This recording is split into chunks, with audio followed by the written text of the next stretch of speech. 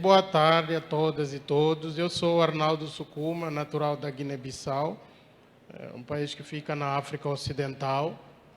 E é uma satisfação poder trabalhar aqui em Patos, no Unifip. Me confiaram a missão de coordenar o Núcleo de Direitos Humanos, Relações Étnico-Raciais e Meio Ambiente, e também, paralelamente, com o Núcleo de Relações Internacionais. Eu gostaria, com a vossa permissão, a mesa formada pela professora Nádia, professor José Carlos, professora Kilmara, professor Júnior, com a vossa permissão, porque a vossa mesa ela tem uma simbologia muito importante, tem tudo a ver com o que eu vou falar. Então, em nome de vocês, eu homenageio o movimento negro que contribuiu para a construção dessa lei, mas também de todos os brasileiros e brasileiras, porque essa luta é coletiva. Com isso, eu fiquei muito feliz com a obra sobre Patos, porque é uma obra muito importante.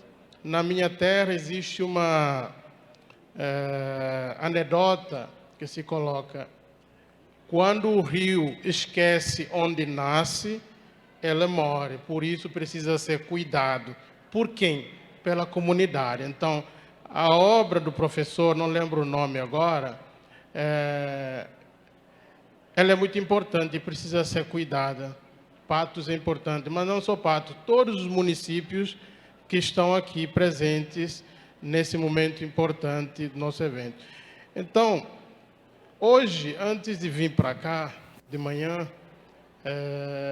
eu fui tomar café da manhã. E eu tinha opções, suco de veludo e suco de cajá. Bom, eu sou muito filosófico, vendo da minha cultura, né? Reflexão sobre pequenas coisas da vida, que é importante. E aí eu resolvi tomar suco de veludo, em vez de suco de cajá. Por quê? Porque cajá começa com letra C, capacidade, que eu coloco. Veludo representa vitória, mas eu não tomei de cajá, porque capacidade todos vocês e todas têm, de maneiras diferentes, habilidades diferentes. Agora, vitória é o caminho que nos une todos. Ou seja, a cada dia nós lutamos para construir um caminho de vitória. Branco, negro, mulher, homem, criança, adolescente, adulto, de uma maneira geral. Porque esse é o caminho que estamos aqui para construir coletivamente.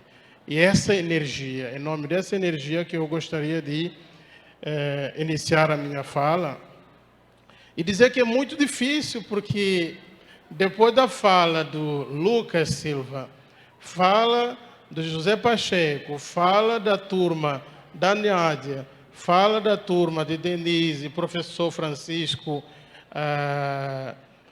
qual é a terceira pessoa? Jordane. E agora, com os homenageados, eu tenho um desafio muito grande. Não sei se vou estar à altura, mas, como nós todos temos um objetivo coletivo de buscar caminho de vitória e superação, eu acredito que vamos superar isso todos juntos. Olha, qual é a relação Brasil-África? Aí uma pergunta interessante que eu gostaria de fazer. Qualquer um nessa sala, se eu perguntar o que une Brasil com o continente africano, o que vem na cabeça sobre a África, a relação da África com o Brasil?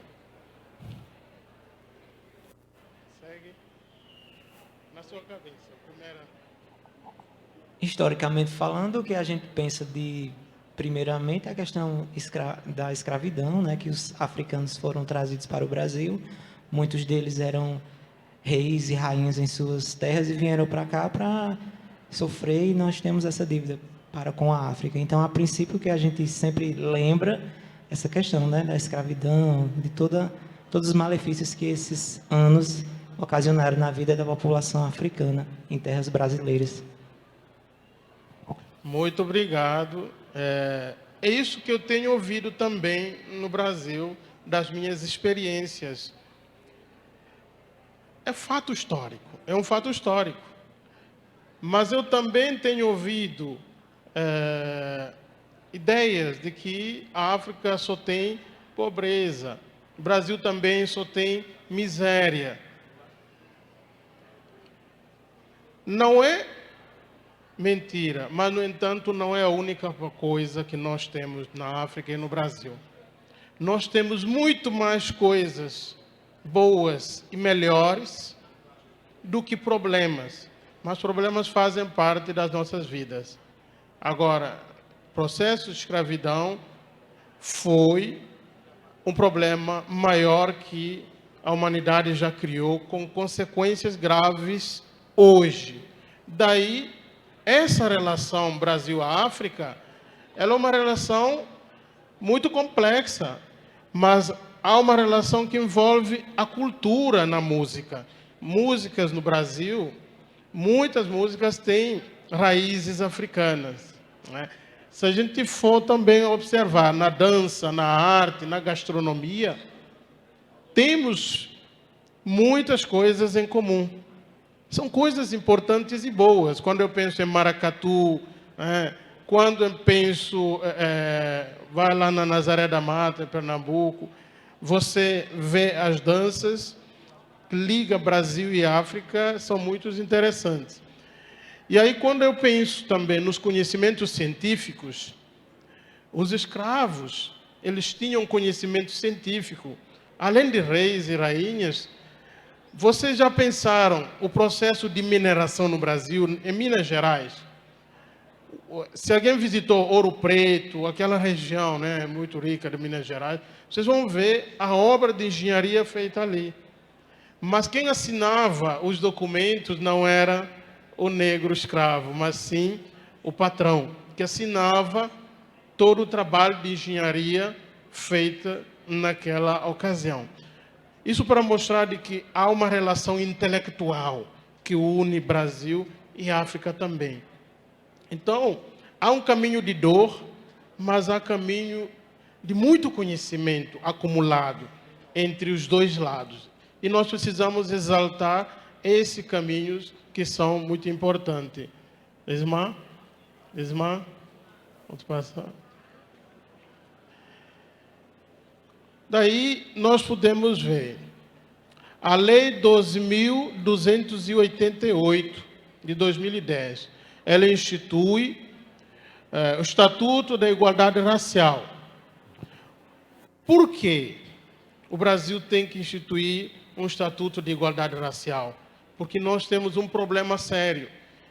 Nós não devemos negar o problema, mas nós devemos assumir o problema e tratar de resolvê-lo.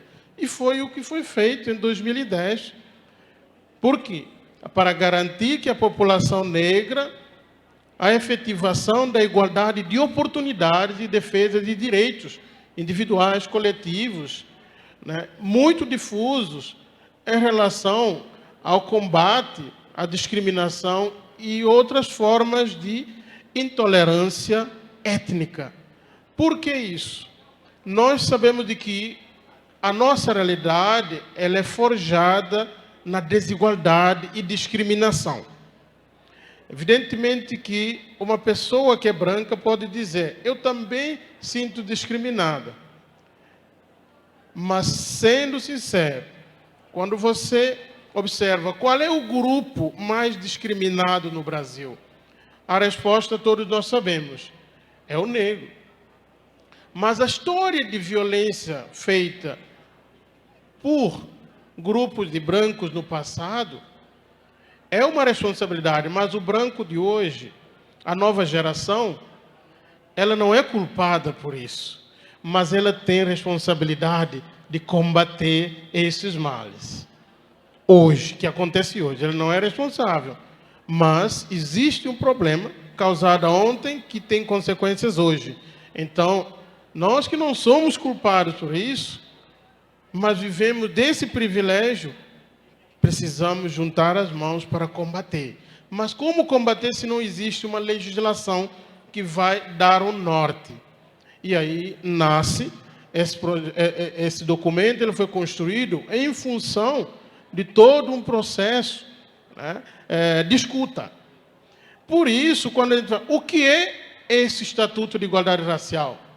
Logo, no seu primeiro artigo, ele já coloca de uma forma clara de que nós podemos entender esta lei como foi criada para tentar trazer uma alternativa de igualdade das condições de oportunidades. E essas oportunidades, elas passam pela educação. Educação, seja ela formal ou informal.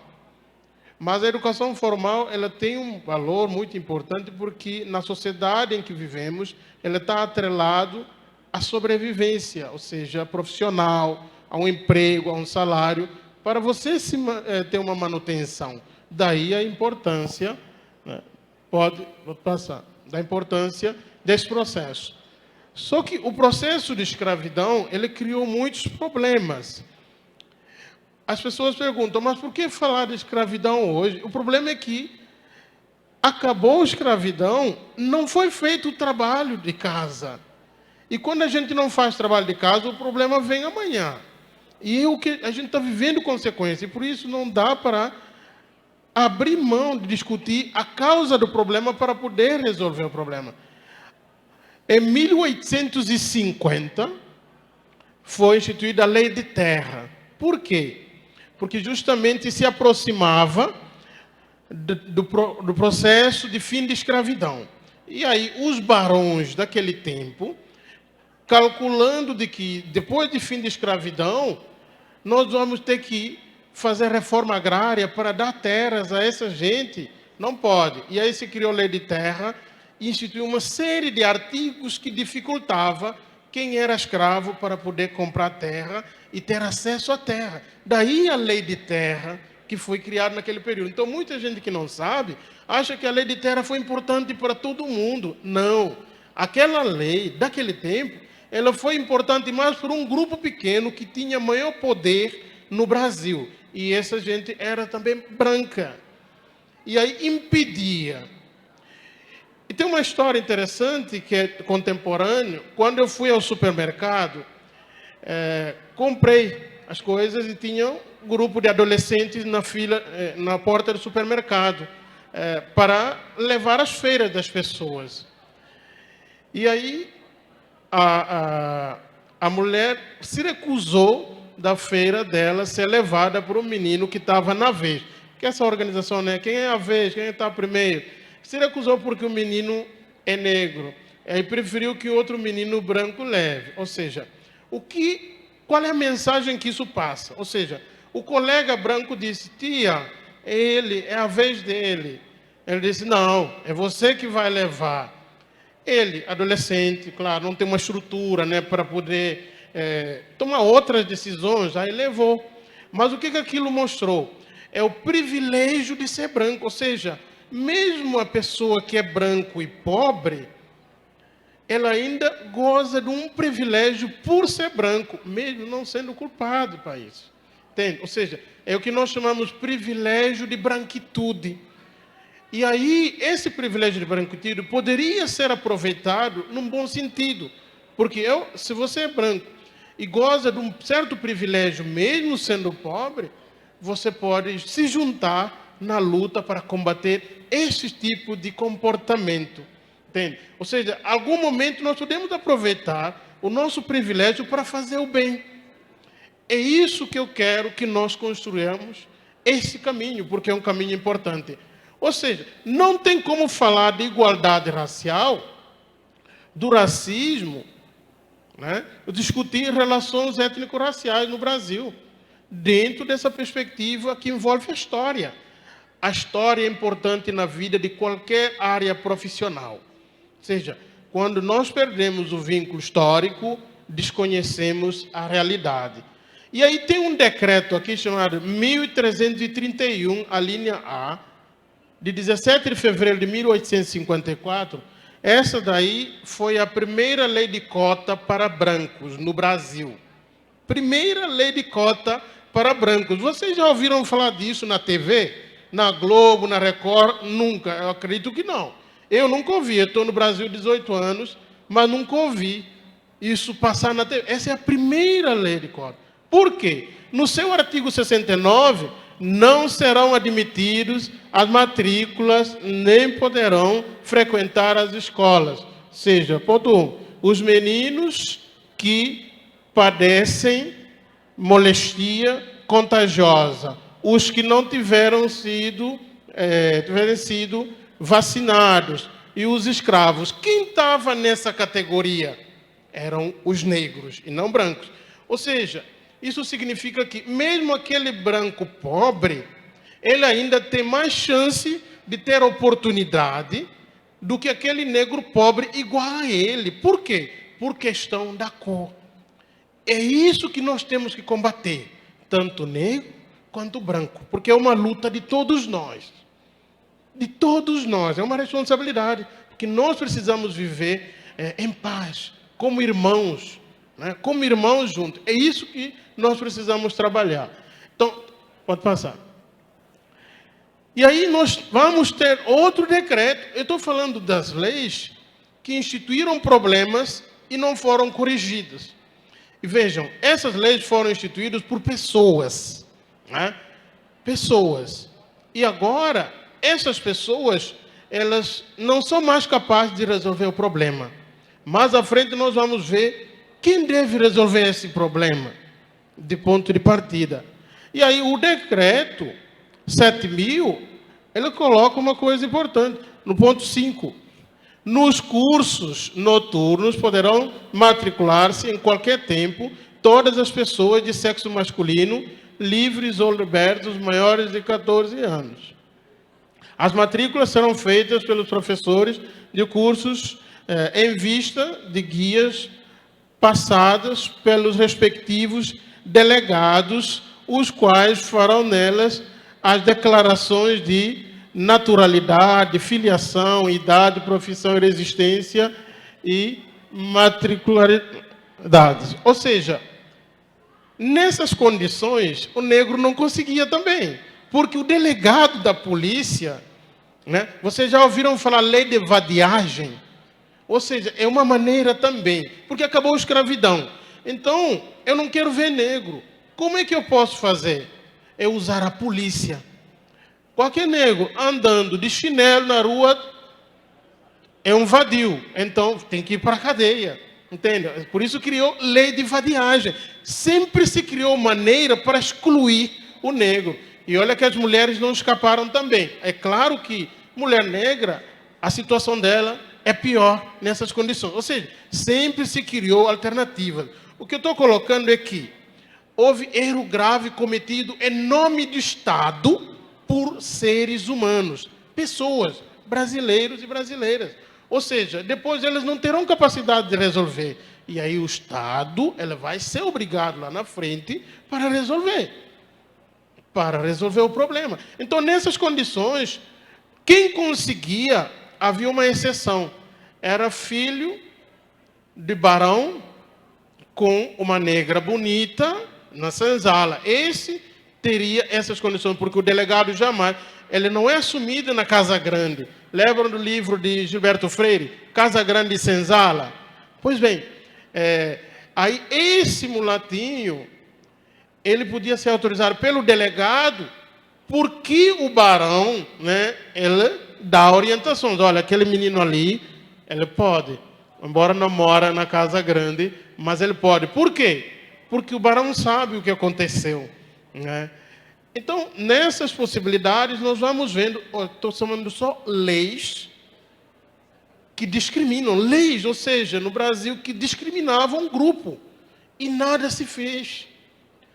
E aí, Nelson Mandela tinha uma frase interessante, ele dizia, e Amílcar Cabral também, A pior coisa é o silêncio de considerar os bons. Aquelas pessoas que a gente considera que são bons, o silêncio delas é terrível, porque as pessoas depositam certa esperança, né, no grupo de pessoas dentro da sociedade que são consideradas pessoas boas, né, pessoas que não aceitam injustiça. E muitas vezes elas são influentes. Quando eles falam, são ouvidos, né, de uma maneira direta ou indiretamente. E muitas vezes, na vida real, essas pessoas se calam, né, elas não se manifestam. E esse silêncio é a parte mais perigosa, né, que nós precisamos combater. O silêncio dos bons. O que os bons fazem? É claro que é uma metáfora para dizer de que aquelas pessoas que não concordam, o que elas fazem? Podiam se organizar, conhece tal autoridade que está fazendo isso, converse com ele ou com ela, porque as leis estão aí, não nos deixam mentir.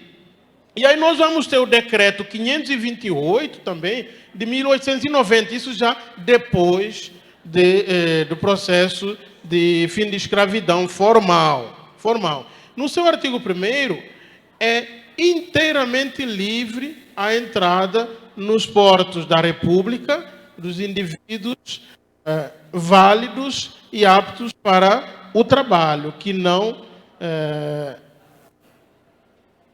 acabarem sujeitos à ação criminal do seu país, exceto indígenas da Ásia ou da África, que somente mediante uma autorização do Congresso Nacional. Onde ficava o Congresso Nacional? No Rio de Janeiro. Imaginam. Ou seja, esse decreto foi o primeiro passo do projeto de branqueamento do Brasil. Porque naquele período se dizia o Brasil tem que tornar tudo branco. E aí começa a autorização para receber os europeus que queriam trabalhar no Brasil, ganhando salário mais alto do que até branco brasileiro. Aquela complexidade de reconhecer, de que, em vez de reconhecer de que o brasileiro também tem condições, não, é quem vem da Europa, é ele que tem que comandar as coisas. E a gente sabe que, na verdade, isso não é verdade. Mas foi o que acontecia. E aí, quem vinha da África, dentro de uma condição livre, sem processo de escravidão, tinha que ter autorização. Imagina, se você tem que ir até o Rio de Janeiro, mas para entrar no país tem que ter autorização. Primeiro, você não consegue entrar, tem que ter autorização antes de você entrar naquele país. Num período que não tinha internet, não tinha... Ou seja, praticamente é para dizer que não entra. Agora, quem veio da Europa pode, a Ásia não, a África não. Veja, são leis, documentos que estão discriminando pessoas e nada foi feito nessa perspectiva. E aí, no seu artigo 138, a Constituição, considerada muito avançada no Brasil, naquele período, de 1934, era o período de Anísio Teixeira, grandes educadores brasileiros, nem eles conseguiram impedir catástrofe. Ou seja, esse artigo 38, ao mesmo tempo que ele coloca, é o primeiro dispositivo constitucional para estabelecer direito social no Brasil. Ou seja, este artigo, ele garantiu acesso à educação, o direito à educação, como um direito social para qualquer brasileiro. No entanto, por isso se diz, vamos ler sempre o que está nas interlinhas, ou o que está na notinha de rodapé, com letras pequenas, é ali que você é pego. É igual Código de Defesa do Consumidor, né? Os rótulos, né, dos produtos, aquelas letras pequenas ali que moram os perigos aí, para a gente não entender. Ou seja, no entanto, a linha B desse artigo 38, ela fala que, diz que estimular a educação eugênica no Brasil. O que é educação eugênica? É uma educação que exclui. Ou seja, quem era excluído antes dessa Constituição? Eram os negros, né? E depois dessa Constituição, com um artigo e a linha desse, com certeza, você vai ver de que o mesmo grupo, portanto, o princípio de eugenia, ela faz parte da Constituição brasileira, ou seja, as leis brasileiras, elas genuinamente excluem. Ou seja, essa história de exclusão, ela está até nas leis. E esse é o grande problema, porque quando está na lei, e isso gera um problema para a resolução do problema. Daí, fato que demonstra de que este princípio de eugenia, ela faz parte do direito da educação no Brasil. É uma educação pública, assumidamente racista, nesse caso. Porque você não vai excluir. Naquele período, o branco não era excluído da escola. Pelo contrário, era negro e mulheres. E mulheres não podiam. Casos de mulheres que, em condição econômica melhor, aí sim, elas são autorizadas. Ou seja, tudo isso é para demonstrar a superioridade da descendência europeia. E aí houve um período em que só se aceitava trabalhadores vindo da Itália, da Alemanha, da França, que podiam entrar no Brasil. E aí tinha um documento que dizia, em 100 anos o Brasil se tornaria um país da Europa, 100% branca. E isso não aconteceu, porque quando há má intenção, algo acontece, o universo se move para de fato não acontecer. Ou seja, essa supervalorização, o direito a voto, inclusive, vocês sabem que veio acontecer no Brasil só em 1985 para mulheres, porque mulheres não podiam votar, analfabeto, por exemplo. Ou seja, 85 que veio trazer, né, o analfabeto que não podia votar. Se você pegar todo o analfabeto, não podia votar até 1985 no Brasil. E esses analfabetos, a maioria era de que população? Mais uma vez, negra. Entende? Ou seja, estou colocando de questões que foram colocadas pelo Estado brasileiro contra um grupo populacional. E isso precisa ser corrigido. E a maioria dessa população analfabeta, ela é negra. E nessa perspectiva, o direito de voto, né, por exemplo, para esses analfabetos, aconteceu muito recentemente, 85, bem recente. E a maioria da população negra que é analfabeto. Então, a Constituição de 88, que veio estabelecer realmente uma boa parte de direitos para todos. Né? Aqueles direitos para todos os brasileiros, inclusive para quem é estrangeiro, tem também de usufruir parte desses direitos. Então, diante dessa conjuntura, nós podemos observar outra questão também. O decreto 7.967, de 45, que é o decreto-lei, ele tem no seu artigo 2º atender-se-á na admissão dos imigrantes a necessidade de preservar, desenvolver na composição étnica populacional características mais convenientes à sua ascendência europeia, assim como a defesa de trabalhador nacional. Ou seja, sempre leis, decretos, realçando a necessidade de trazer quem veio da Europa, o branco europeu. A cabeça deles é pensar, o Brasil tem que virar branco todo, ou seja, se você não é branco, não pode viver no Brasil. Então tem que ser massacrado. E isso é expresso até nas leis que nós temos. Então, essas leis começaram a trazer problemas. Daí, você teve todo um período de lutas, de grandes lideranças, Guerreiro Ramos. Vem, os livros didáticos, quais os papéis e personagens negros nos livros didáticos? Tudo era negativo. Mulher empregada doméstica, o homem pedreiro, ou seja, tudo negativo. E aí, intelectuais, como a Nádia, como Deise Cabral de Moura, lá na UFPE, e vários outros, Sueli Carneiro, e vários outros, começaram a escrever livros Júnior, né? Infanto Juvenil, e entre outros, José Carlos, entre outros, vários outros intelectuais escreveram. Por que que as prefeituras não compram? Por isso a minha homenagem foi a vocês, né? Eu cito isso. Enquanto nós não aproveitarmos as prefeituras, não começar a comprar esses livros sobre história de Patos, sobre literatura infanto-juvenil afro-brasileira, botar em cada escola de Patos, assim como de outras cidades que estão aqui, essa luta para que essa lei fique na prática vai ser em vão. E lembro, a luta de combater o racismo é de todos nós, brancos e pretos, certo? É de todos nós. É o que eu desejo, eu acredito também, é o que todos vocês aqui desejam nesse auditório. E quem tiver comportamento racista, nós devemos levantar e dizer: você está errado, não faça isso, todos nós somos irmãos. Não podemos julgar uma pessoa pela cor. Entende? Então, é muito importante comprar esses livros. E aí, quando elas começaram a escrever, aí você começa a ver uma mulher negra, um homem negro como ministro, como um rei, como um intelectual, escritor, escritora, no livro didático.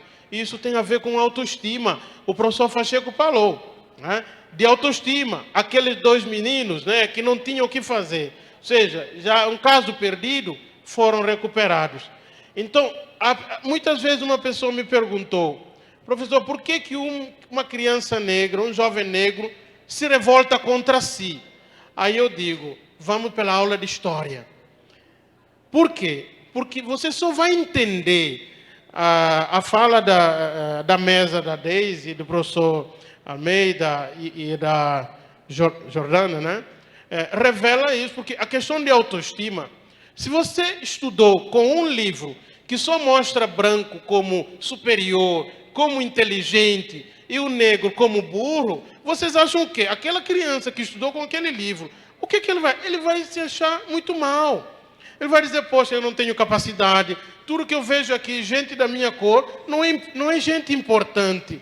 E isso tem um efeito muito grave, negativo e perigoso lá na frente. E inclusive, esse menino negro ou negra, ele pode até desenvolver comportamento racista contra o outro negro. Entendem? Por que às vezes você vê um negro comete crime de racismo?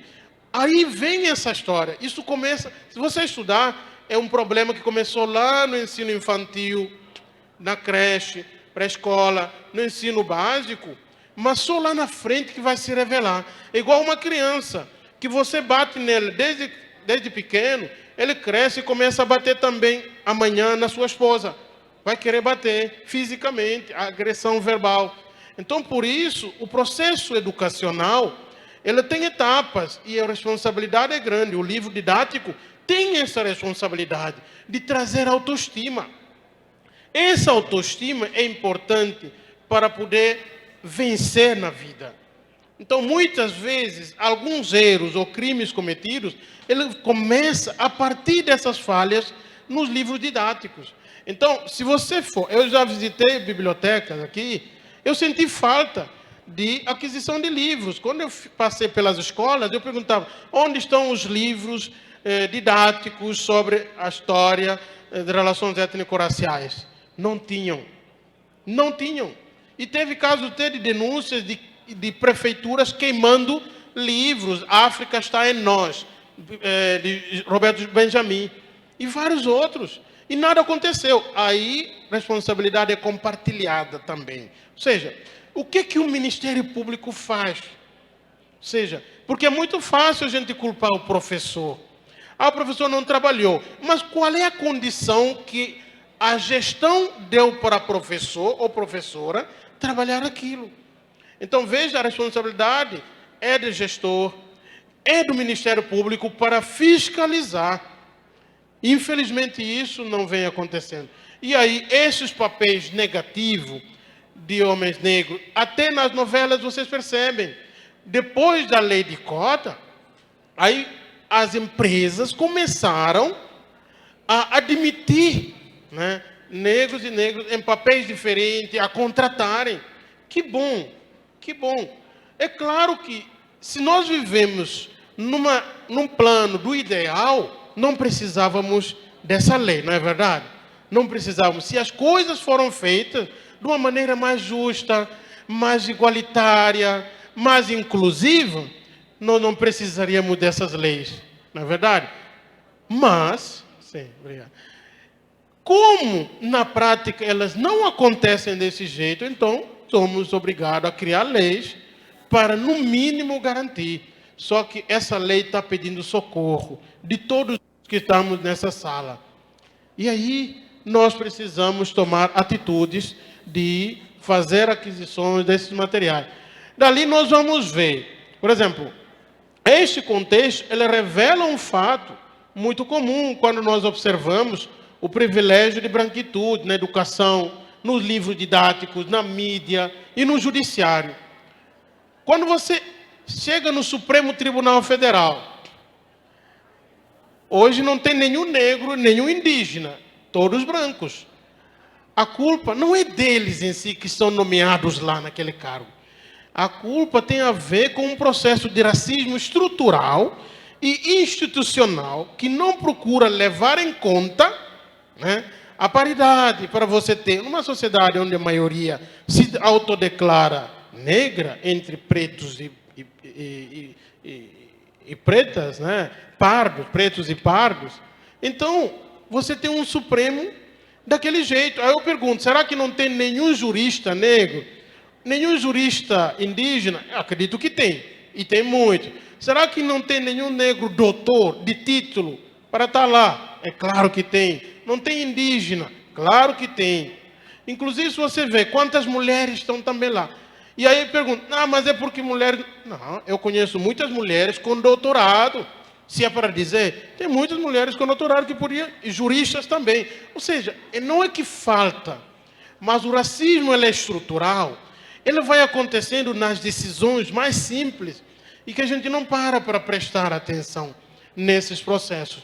E isso vai afetando cada dia, vai corroendo, né, a nossa convivência na sociedade. E por isso hoje tem trabalhos feitos pela Educafro, com Frei Davi, lá no Rio de Janeiro, e pega todo São Paulo, na formação de jovens católicos, e até pega evangélicos também, das religiões da matriz africana, preparar na área de direito para serem juízes, procuradores, porque não pode continuar. Vocês sabem por que quando um juiz recebe processo de violência contra a mulher, ele dá razão ao homem? Justamente porque esses juízes foram formados sem habilidade para compreender a realidade, entende? E aí você tem menos mulheres, tem menos negros, por isso, julgamento sobre casos de racismo, imediatamente quando entra na polícia, entra como injúria racial. Uma maneira logo de livrar, como é que se diz na linguagem popular, livrar a barra daquele cidadão que cometeu crime de racismo. E hoje, claro, injúria racial agora também é um crime que leva a pena, né, mais bruta. Mas mesmo assim, ou seja, está na nossa polícia, na instituição, certo? Na instituição policial e na instituição judiciária. E isso precisa mudar, mas isso tem a ver com a formação. Daí a necessidade sempre de nós, professores, nos atualizarmos, porque nós temos responsabilidade, porque estamos formando futuros advogados, futuros professores, futuros economistas, futuros sociólogos, mas temos que mostrá-los a responsabilidade que cada um deles vai ter na decisão que vai tomar, né? Então, isso é muito importante. Esse privilégio, por isso a maioria dos brancos tem mais acesso à educação superior, a maioria tem mais acesso a melhores papéis na TV, né, na rádio, né, nas novelas, nas peças teatrais. E isso é resultado de exclusão, que beneficia um lado. E o outro lado, no caso da população negra, indígena, fica mais prejudicada dentro de acesso. Vocês já ouviram falar da Lei do Boi? Alguém já ouviu falar aqui? A Lei do Boi, olha, é a Lei 5.465 de 1968, em plena ditadura militar. é a segunda lei de cota para brancos. É a segunda lei, chamada Lei do Boi. Bota na internet, aparece, a Lei do Boi. Olha, essa lei foi criada para dar vagas nas universidades públicas federais para filhos de empresários, fazendeiros, né, que trabalham na área de produção e outras áreas. E tem que ser branco. Ou seja, 68 não é bem longe, eu nem tinha nascido, mas nesse período, o que aconteceu? Não havia reclamação, ninguém disse que não podia ter lei para beneficiar um grupinho. Na verdade, ninguém falou. Essa lei aconteceu e ela resultou na criação de Universidade Federal Rural, ou seja, que tem em Pernambuco, tem no Rio de Janeiro, né, São Paulo, uma universidade específica só para receber os cotistas brancos, filhos de empresários, segundo a lei de cota. E por que as pessoas, mais tarde, quando a Dilma sanciona a lei de cota nas universidades, a lei 2711 de 2012, aí muitas pessoas começaram a reclamar.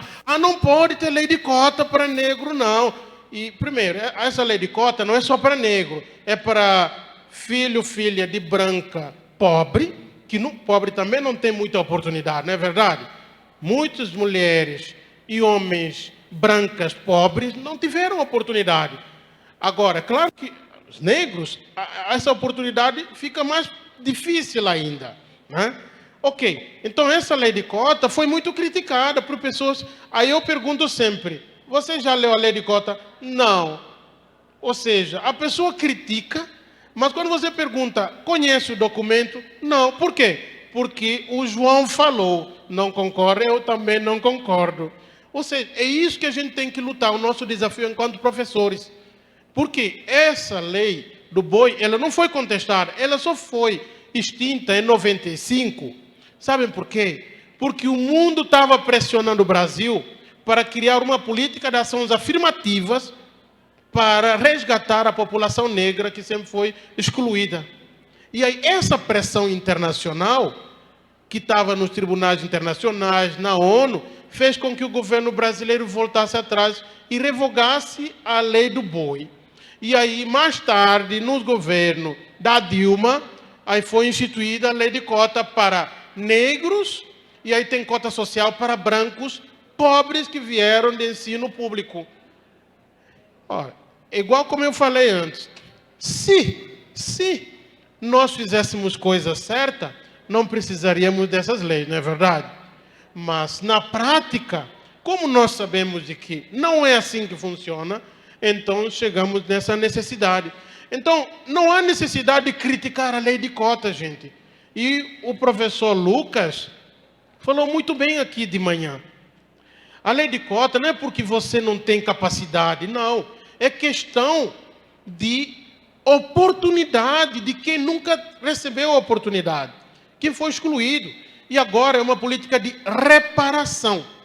Reparar o dano. Ou seja, chegou a hora de reparar, aquelas pessoas que aprovaram aquela lei não estão mais aqui, não estão mais vivos, já morreram, estão no outro plano. Então quem vai fazer isso? Vai dizer o seu neto? Não, quem tem que fazer isso é o Estado. Porque eles vão dizer que não, tomaram aquela decisão em nome do Estado. Então, se é em nome do Estado, é só o Estado é capaz de reparar isso. Então, essa lei de cota, ela entra dentro de uma política de reparação de danos causados. E enquanto esses danos continuam, essa política de cota continua sendo importante e necessária. E ela dispõe desse ingresso nas universidades públicas, que é extremamente importante. Então, eu apoio essa lei porque ela é importante. Eu tive a oportunidade de estudar com filho de empregada doméstica através dessa lei.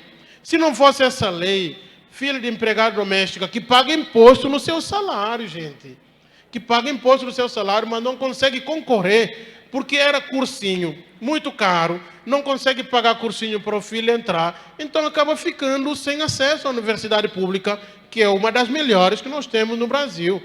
Pode estar sucateado, mas é ali que nascem melhores pesquisas do Brasil. Não há discussão, é verdade.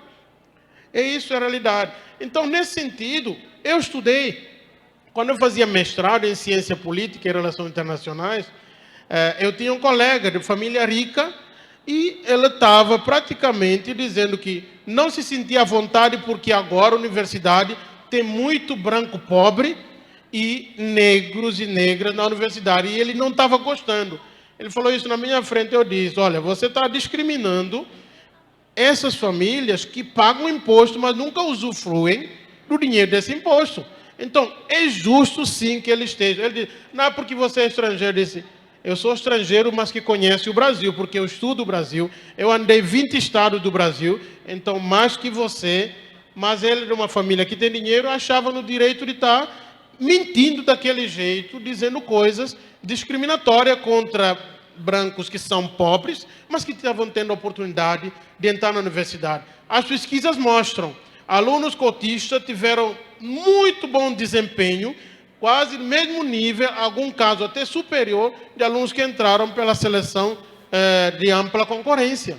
Ou seja, isso mostra que é importante, mas tem que continuar. Porque se não continuar, daqui a 10 anos, tudo volta como estava antes. Então, por isso a necessidade. Esse ano, em agosto, 25, completou 10 anos. E agora, só no próximo ano vai ser discutido, porque se entendeu de que o governo atual ele não está com boas intenções de renovar. E aí se entendeu, vamos esperar no próximo ano para trazer essa discussão de renovação. Então, ele é importante, ou seja, quem entrou para o cota, não é porque não tem capacidade, minha gente, tem a ver com oportunidades na vida. Eu cheguei aonde cheguei porque alguém me deu oportunidade. Alguém me deu oportunidade. Se não me deram, eu não chegaria aonde cheguei. Então, é isso que todos nós merecemos ter. Se você é branco, pobre, você também vai se beneficiar disso, né? Porque é isso que a gente quer, uma sociedade mais equilibrada, onde todo mundo possa ter a oportunidade de ter acesso a essas políticas. E aí você vai ter a Lei 7.000, né, que define crime resultante de preconceito ou de racismo. Por que a lei de racismo é importante a gente coibir? Porque, infelizmente, mais uma vez, o ser humano, quando não há uma regra que oriente para ele comportar bem, ele sempre vai partir para a violência, né, para a destruição do outro. Daí, essa lei de racismo ela é importante, porque ele vai introduzir a punição de quem discrimina o outro, ou seja, a pena de 3 anos a 6, 7, 8 anos. Então, é uma lei importante. Aí eu repito de novo, mesmo tendo essa lei, nós como professores temos responsabilidade de dizer para nossos alunos, né, e alunas, desde criança, não pode discriminar o outro que tem a cor diferente da sua. Todos vocês são irmãos como brasileiros, de nacionalidade, não de sangue, de nacionalidade. Mas também vocês podem ser irmãos no âmbito religioso. Ou seja, nós temos muito mais coisas em comum do que de diferente. E por que a gente insiste em discriminar o outro? Essa é a luta que todos nós temos. E enquanto educadores, a responsabilidade aumenta. E aí nós vamos ver o que Silvio Almeida coloca. O racismo é uma forma sistemática de discriminação que tem na raça como fundamento. Ou seja, a raça é o ponto fundamental para que haja o racismo. E que ela vai se manifestar dentro das políticas conscientes e inconscientes do ponto de vista, né, que vai incluir o privilégio dos indivíduos, a depender do grau racial de envolvimento dessas pessoas. Ou seja, nós vamos compreender o racismo como uma estrutura política de poder social e econômico. Então, por isso é importante a responsabilidade de todos nós nesse processo, para que possamos compreender o racismo institucional. O que é racismo institucional? De uma forma bem simples. Eu sou dono de uma empresa, por exemplo. Se na minha empresa existe uma denúncia de alguém discriminou outra pessoa, eu tenho que tomar decisão para dar punições administrativas contra aquela pessoa. Se eu não tomar essa decisão, isso pode ser caracterizado como racismo institucional. Por quê? Porque a instituição é como se está dizendo, eu concordo com o que você fez. Discriminou uma mulher, ou discriminou um negro ou uma negra, e a empresa não fez nada, fingiu como se nada acontecesse. É isso que se chama racismo institucional. É quando a instituição não age para coibir aquele comportamento que é nocivo, que faz mal a todo mundo.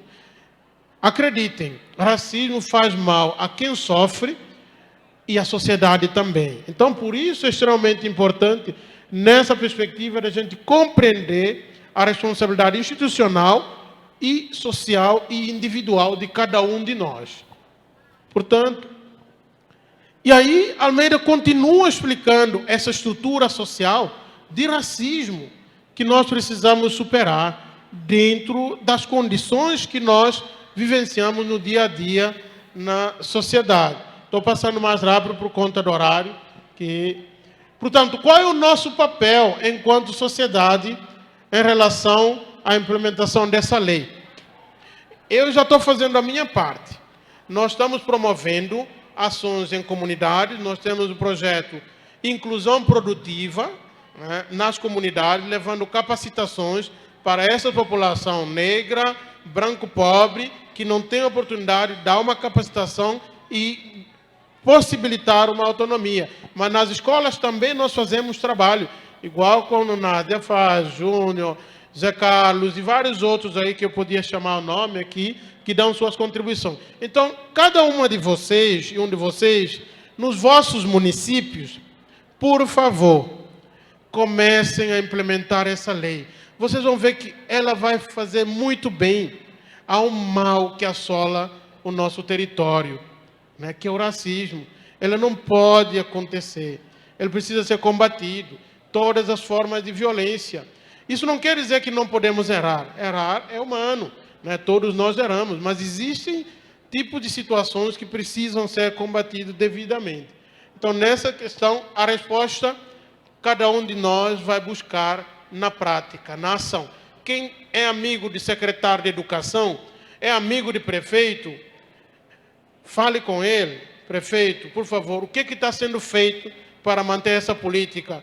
O que está sendo feito para comprar livros didáticos?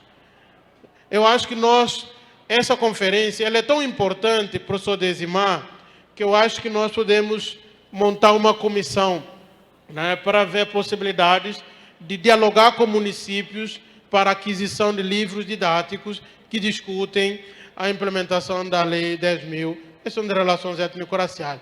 Esse é o meu pedido que eu coloco aqui, à comissão organizadora, e nós estamos abertos para montar uma comissão para ver a possibilidade de viabilizar isso, conversando, claro. Nós não vamos obrigar, quem fiscaliza é o Ministério Público, mas conversando com gestores públicos para tentar, porque é importante para todos nós. Então, nessa perspectiva, o nosso papel, diante dessas possibilidades, nós vamos observar outras formas de discriminação também, que envolve ataques contra templos e pessoas ligadas à religião da matriz africana. Esse é um problema também que nós temos. Vejam, se eu sou cristão, eu não preciso agredir quem é de candomblé, gente. Eu não preciso. Ou agredir alguém que é evangélico. Não. Eu posso não concordar, mas eu não posso agredir. Agora, agredir ao ponto de queimar templo, ao ponto de lançar pedra, ao ponto de assassinar ou bater, isso não está certo. Ou seja, nós temos também a responsabilidade de sensibilizar os outros. Não que nós fizemos, mas nós temos essa responsabilidade, enquanto educadores e educadoras, de trabalhar isso. Porque eu estudei teologia e eu sei o que é isso. Eu tinha um professor de teologia moral que dizia uma série de questões muito reflexivas do ponto de vista filosófico, de como a gente tem que olhar. Jesus, a vida toda, combateu a violência, gente. Jesus é um mestre que sempre combateu a violência. Eu tenho certeza que ele não aprovaria uma pessoa cristã agredindo outra pessoa. Porque quando eu digo, a sua religião não presta, eu já estou agredindo. Eu já estou agredindo. E Jesus nunca dizia isso, gente. E por que um cristão tem que fazer isso? Não pode. Então, esse é um problema. Por quê? Ela afeta. Então, a minha religião, né, ela é importante tanto quanto a sua. nós podemos conversar. Eu posso discordar, mas não vou lhe agredir, não vou lhe discriminar. Esse é um grande problema que nós temos e precisamos combater, porque essa prática, ela envolve crime racial, do ponto de vista de intolerância religiosa também. É preciso combater isso. Por quê?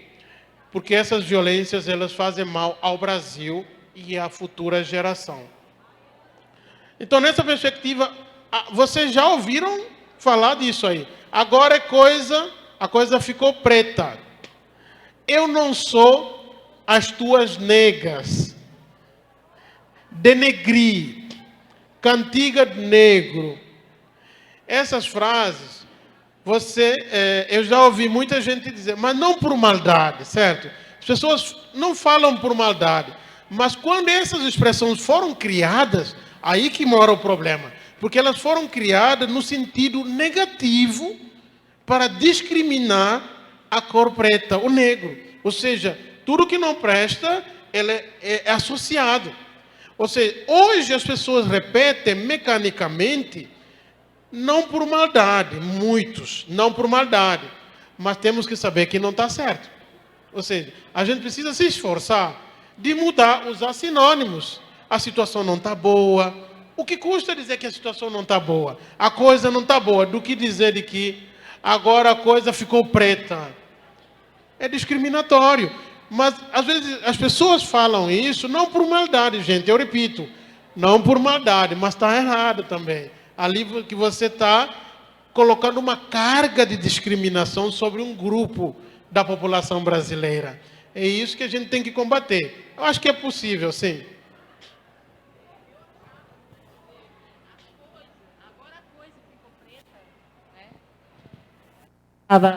Que agora a coisa ficou preta. Eu achava que era porque sujou ou alguma coisa deu errada, ficou sujo, né, escureceu. Eu não imaginava que era uma expressão racista. É verdade, é assim que muita gente pensava, porque realmente essa expressão não nasceu hoje. Ela nasceu antes da gente nascer, né? Mas ela ficou ao longo do tempo, né, na boca das pessoas, sendo reproduzida. Isso é para dizer que a coisa ficou preta, ou seja, é que a coisa não deu certo, né? A situação saiu do controle. Então, é só a gente mudar o termo, é aí que eu digo. Assim, muitas pessoas falam esses termos, mas não é por maldade, é reproduzir, né? Porque todo dia a gente nasce, ouviu, e nem para, às vezes, para pensar, poxa, é verdade, né? Eu nunca parei para pensar nisso. Por que não fala, a coisa ficou branca? Se eu falar, agora a coisa ficou branca, também eu estaria discriminando quem se declara branco, entende? Ou seja, deu um branco, ou seja, isso também não precisava. Agora esqueci. É simples assim. Do que dizer, deu um branco. Chama uma pessoa de galego. Tudo bem, não é por maldade, eu entendo. Mas são expressões que nascem do ponto de vista discriminatório. E aí ele foi ficando, as pessoas foram naturalizar. Igual a violência hoje está naturalizada. Você vê o outro batendo no outro e a gente acha isso normal. Ou seja, dando um tapa na cara e acha isso normal. Essa naturalização que é perigosa. E isso que é perigoso. Então eu acho que essas expressões podem ser substituídas. Agora é claro que leva tempo, né? Eu estou dizendo isso, mas quem sabe amanhã eu encontro um amigo dizendo a mesma coisa, mas faz parte do processo. Mas o importante é esforçar para superar. Sim.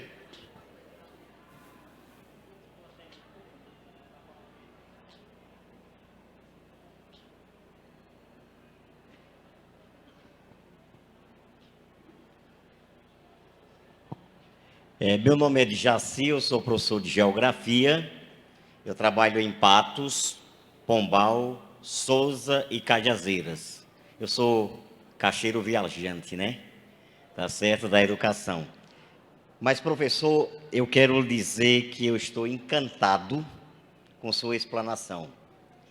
Na vossa luta pelo fim da discriminação racial no nosso país, o senhor não está só, eu estou do seu lado.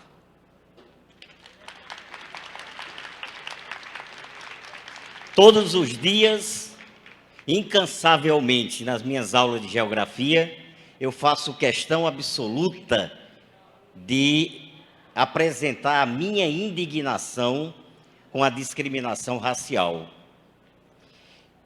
E eu vou me reportar a algo que o senhor disse lá atrás, em relação à lei de cotas. Eu não sou contra a lei de cotas, eu sou a favor. Acho que foi uma decisão política acertada. O que eu não concordo, e aí é um ponto de vista muito particular meu, é quando se diz que a lei de cotas foi criada para reparar um erro que nós cometemos. Eu não cometi erro nenhum, porque eu não sou português, eu não sou europeu. Quem cometeu esse erro aqui dentro foi o colonizador europeu, que trouxe para cá, na condição de trabalhador compulsório, injustamente os escravos. Nós não pedimos a vinda dos escravos aqui. Isso foi uma imposição do sistema capitalista, impositor, e que prejudicou amplamente essa etnia aqui dentro, e hoje traumatiza toda a sociedade, no meu ponto de vista. Por isso que, não me sentindo responsável pela discriminação racial, embora eu não me sinta responsável, eu sou contra a discriminação. Acho que nunca deveria ter existido escravidão, muito menos discriminação no nosso país. Esse é o meu ponto de vista, certo? E eu acho o seguinte, que nós educadores precisamos sim acabar definitivamente com esse mal que assola a nossa sociedade. Não podemos mais continuar numa situação de violência como essa. Então, meus parabéns pela sua brilhante explanação. Valeu a pena eu ter ficado até agora, certo? Mesmo no avançar da hora para viajar à noite, para lhe ouvir, e pode ter certeza, o senhor me deu ainda mais impulso para que eu possa continuar o meu trabalho, e eu tenho fé em Deus que um dia nós vamos conseguir acabar com a discriminação racial nesse país. Obrigado. Muito obrigado. Gostei da sua fala, é muito importante. Eu vou acrescentar algo para cima do que ele colocou. Ou seja, ele não se sentiu responsável por esse crime, né, de discriminação que aconteceu. Ele está certo nesse sentido. Ele não é responsável. Ele chamou parte de responsáveis. Ou seja, os portugueses é parte responsável disso. No entanto, os brasileiros também são, os brasileiros brancos. Porque quando foi instituído a primeira lei de cota para brancos no Brasil, eram feitos pelos brasileiros, não eram já os portugueses. Então, ou seja, é uma culpa compartilhada entre os portugueses e mais os ingleses, franceses, mas também com brasileiros natos no Brasil, documentados como brasileiros. Agora, dito isso, a responsabilidade compartilhada entre brasileiro e português, por que eu falei naquela hora, fala anterior, de que as pessoas tomaram decisões erradas lá atrás? Quem vive hoje fala, não sou responsável. Mas essas decisões foram tomadas em nome de quê? Do Estado. Elas foram tomadas em nome do Estado. Então, se em nome do Estado, a lei de cota, ela foi instituída por quem? Pelo Estado também. Ou seja, não se cobra a pessoa para fazer. A pessoa ela vai contribuir para combater aquele mal. Mas o Estado, ele é responsável. Por isso ele criou a lei de cota. Então, nesse sentido, o Estado é o único ator para reparar esse ano. Tanto é que não fala, o João que tem que reparar. A individualização não é trabalhado do ponto de vista de individualização, mas sim do ponto de vista institucional, porque a escravidão foi institucional, lei de cota para branco foi institucional, o racismo foi institucional e continua sendo. Então, por isso, se fala de que é a instituição que está reparando este erro. E nós, enquanto, do ponto de vista sociedade, pessoas, já vamos fazendo a nossa parte, como o professor faz, e muito bem colocou aqui, eu faço e cada uma de vocês fazendo. Professora Nádia. Boa noite, eu penso, né? Podemos não ser responsáveis diretos, mas somos herdeiros. Eu sou negra e sou herdeira, infelizmente, de tudo que se representa. Sou eu que sou barrada na porta do supermercado. É do meu lado que uma branca se levanta quando eu sento no ônibus.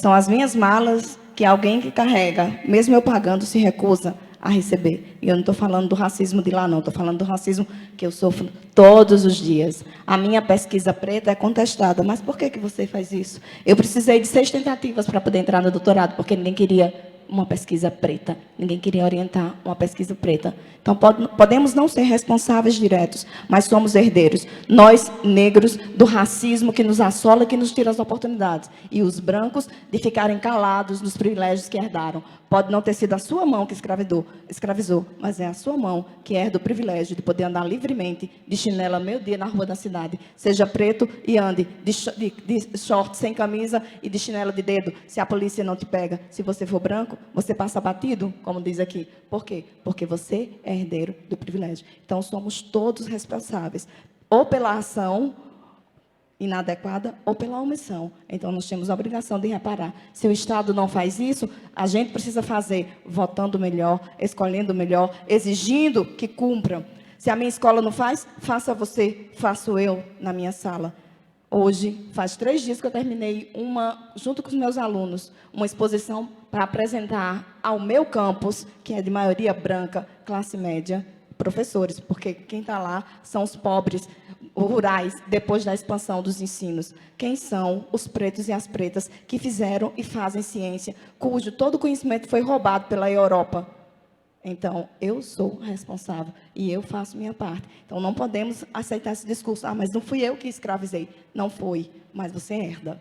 Eu também não pedi para ser descendente de escravizados, não, mas sou. E o meu compromisso, eu cumpro com a educação antirracista todo dia. Então, somos todos responsáveis. E se o Estado está lá em nosso nome e nós que colocamos as pessoas que representam o Estado, então nós somos responsáveis, sim. Façamos em nossos espaços aquilo que é necessário para que, pelo menos com a minha parte, seja feita e eu poder dormir com a cabeça tranquila.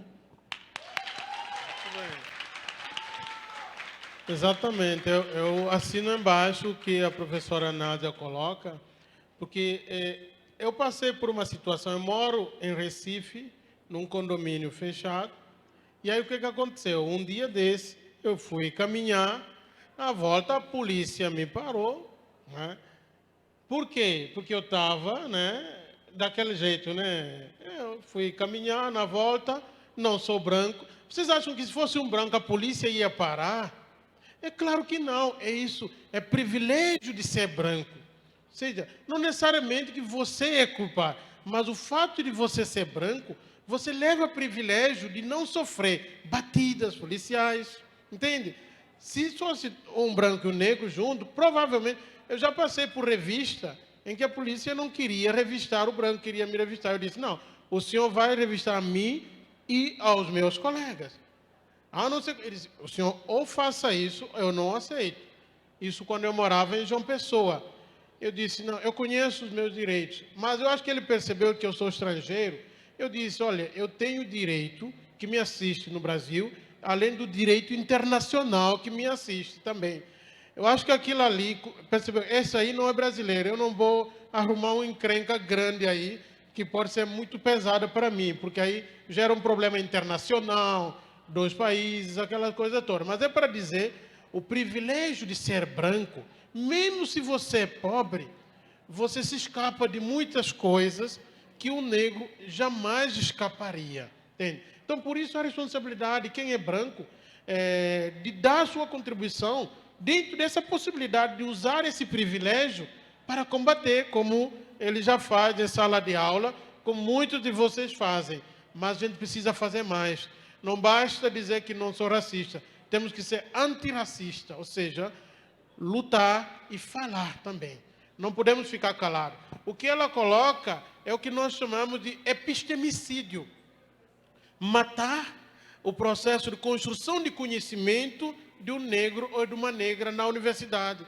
Esse é um grande problema que nós enfrentamos. Sueli Carneiro fala disso e vários outros autores negras e autoras negras discutem isso. Você escreve um artigo, fala, não, mas isso tem muita emoção ali, porque é um negro ou uma negra que está escrevendo, então não tem um valor científico, tem que fazer mais e mais, entende? Mas se for um branco que escreve sobre o mesmo tema, porque tem muitos brancos que pesquisam a questão do racismo, e muitas vezes esses brancos não são questionados, né, nos textos que eles escrevem. Ou seja, a luta ainda é grande, mas houve muitos avanços, mas ainda vamos continuar, como o professor disse, como a Nádia colocou, e vários outros de vocês também aqui, de que essa luta é de todos nós. Branco e negro. É a luta de todos nós para combater esse mal, dentro da universidade e fora da universidade. Só assim vamos vencer essas questões de racismo. E tem racismo ambiental. Ele tem a ver com o quê? Onde moram a maioria da população negra? Nas comunidades, que vulgarmente se convém chamar de favelas, por exemplo.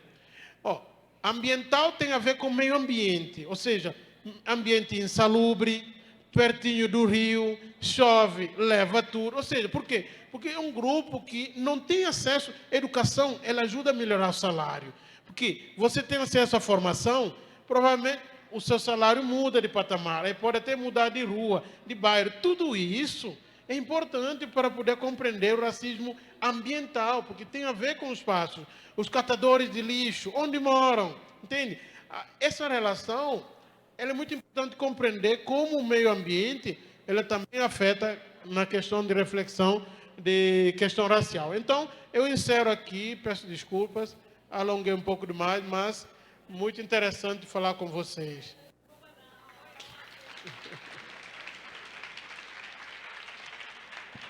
Professor Arnaldo, obrigado.